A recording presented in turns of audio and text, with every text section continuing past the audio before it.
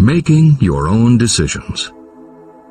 Analysis of over 25,000 men and women who had experienced failure reveals that lack of decision was near the head of the list of the 31 major causes of failure. Procrastination, the opposite of decision, is a common enemy which practically every person must conquer. You will have an opportunity to test your capacity to reach quick and definite decisions when you finish reading this book and begin to put the principles into action. My analysis of several hundred people who had accumulated fortunes well beyond the $1 million mark disclosed the fact that every one of them had the habit of reaching decisions promptly and of changing these decisions slowly.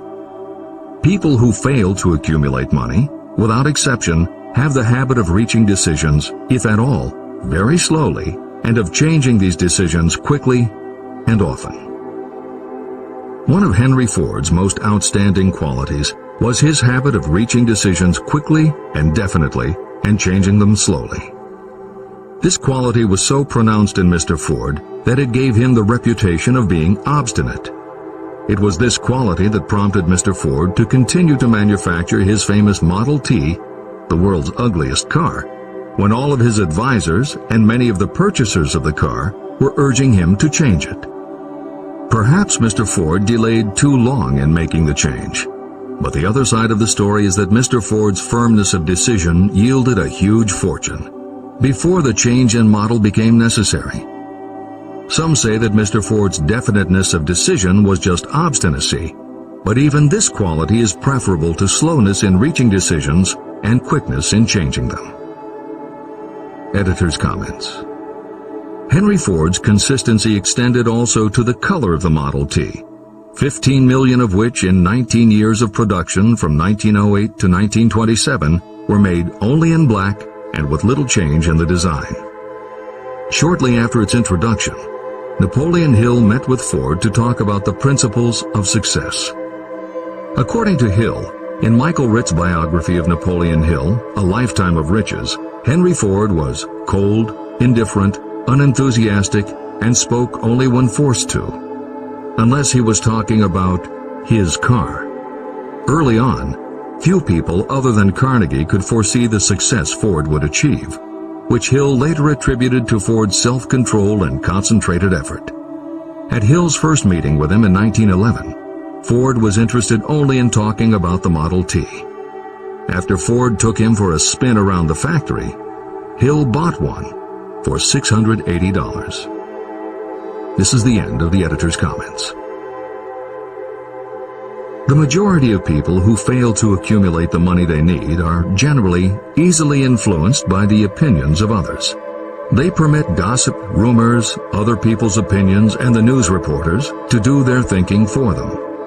Opinions are the cheapest commodities on earth. Everyone has a flock of opinions they are ready to tell anyone who will listen. If you are too influenced by other people's opinions when you reach decisions, you will not succeed in any undertaking, much less in that of transmuting your own desire into money.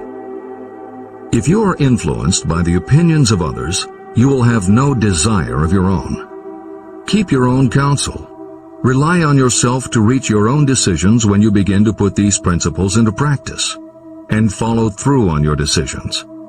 Take no one into your confidence except the members of your mastermind group, and be very sure that you choose for your group only those who will be in complete sympathy and harmony with your purpose.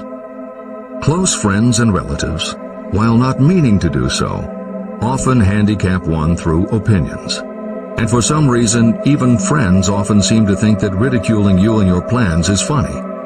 Thousands of men and women carry inferiority complexes with them all through life because some well-meaning but ignorant person destroyed their confidence through opinions or ridicule.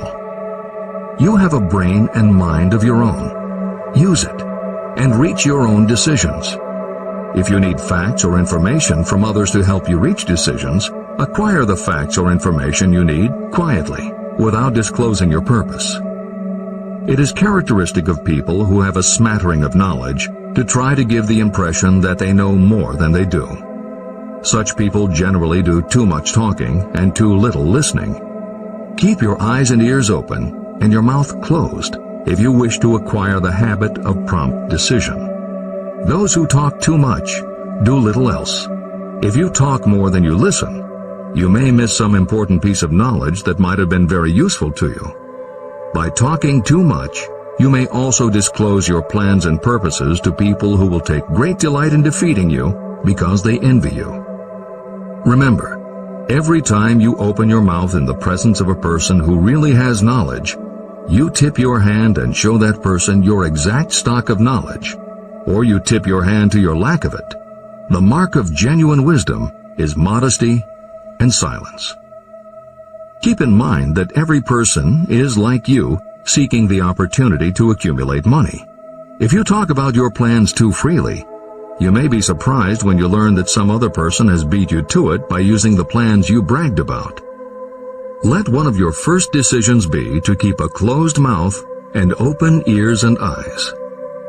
As a reminder to yourself, copy the following epigram in large letters and place it where you will see it daily.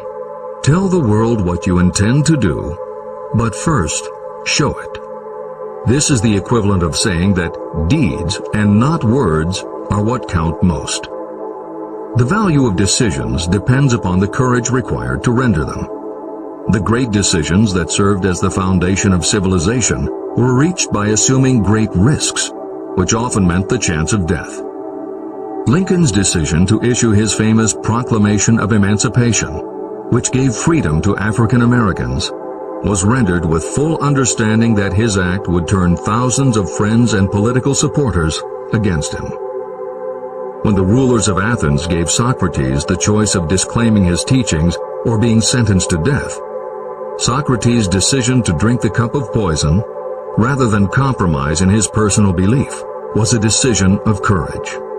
It turned time ahead 1,000 years and gave to people then unborn the right to freedom of thought and of speech. 56. Who risked the gallows?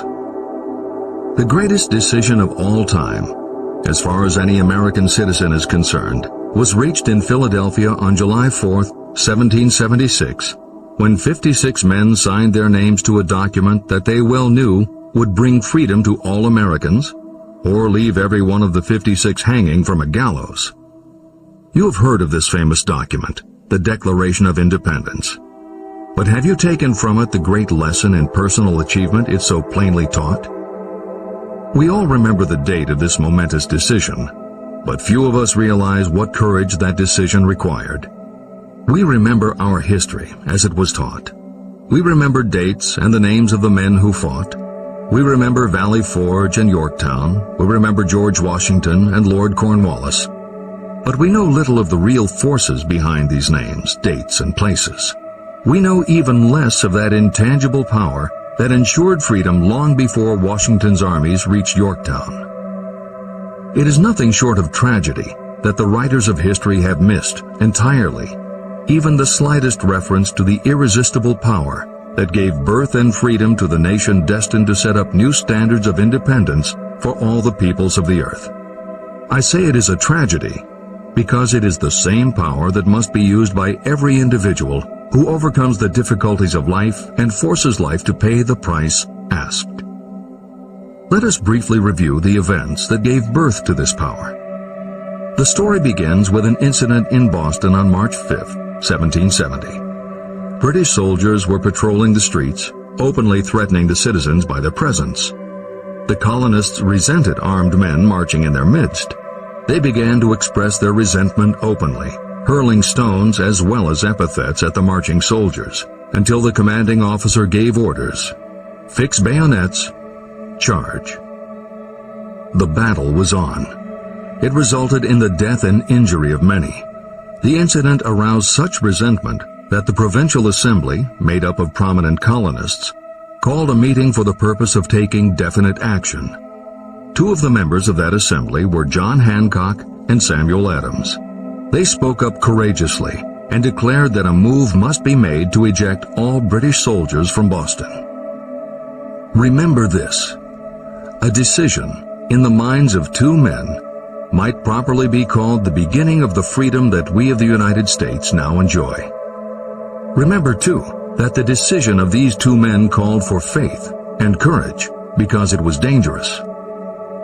Before the assembly adjourned, Samuel Adams was appointed to call on Hutchinson, the governor of the province, and demand the withdrawal of the British troops. The request was granted, and the troops were removed from Boston, but the incident was not closed. It had caused a situation that was destined to change the entire trend of civilization. Richard Henry Lee became an important factor in this story, because he and Samuel Adams corresponded frequently, sharing freely their fears and their hopes concerning the welfare of the people of their provinces. From this practice, Adams conceived the idea that a mutual exchange of letters between the 13 colonies might help to bring about the coordination of efforts so badly needed in connection with the solution of their problems. In March of 1772, 2 years after the clash with the soldiers in Boston, Adams presented this idea to the Assembly. He made a motion that a correspondence committee be established among the colonies, with definitely appointed correspondents in each colony, for the purpose of friendly cooperation for the betterment of the colonies of British America.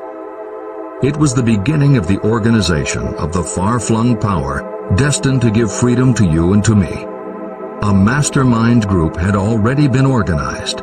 It consisted of Adams, Lee, and Hancock.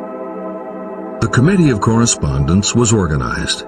The citizens of the colonies had been waging disorganized warfare against the British soldiers through incidents similar to the Boston riot, but nothing of benefit had been accomplished.